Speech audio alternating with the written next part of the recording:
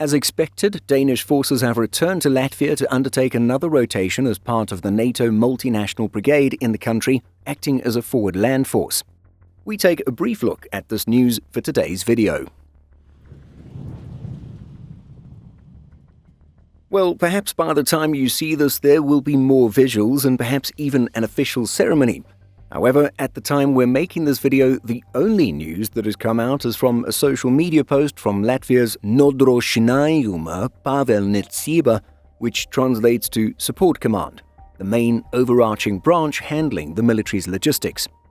Posted on the morning of Sunday, August 10th, the post shows Danish armed forces equipment arriving in Latvia to replace the Swedish armed forces contingent on a rotational basis.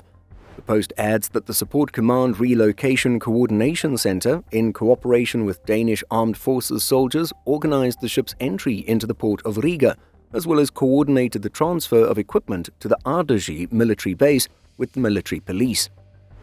There are a few photos included in the post which show the vessel at the port of Riga.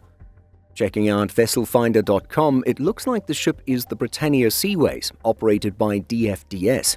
It's a ro-ro, roll-on, roll-off vessel, which departed Denmark on August 8th. Again, we're sure to see more visuals of the Danish contingent soon, but for now we can see that there are some 8x8 Morvaug Piranha 5s and Leopard 2A7 main battle tanks. Waiting for these Danish military vehicles are some large trucks ready to transport them from Riga port to the base at Undertake. That's all the new news for now concerning this rotation.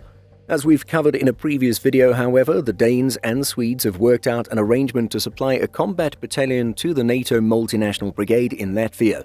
The two countries will alternate with one another, taking turns roughly 6 months at a time. Demonstrating this pattern, the Danes were last in Latvia about a year ago with 800 troops and were replaced by Swedish forces at the start of 2025. The Swedes left in July, making way for Danish forces in August. It's a little strange for us that the joint Danish-Swedish contribution isn't fully continuous.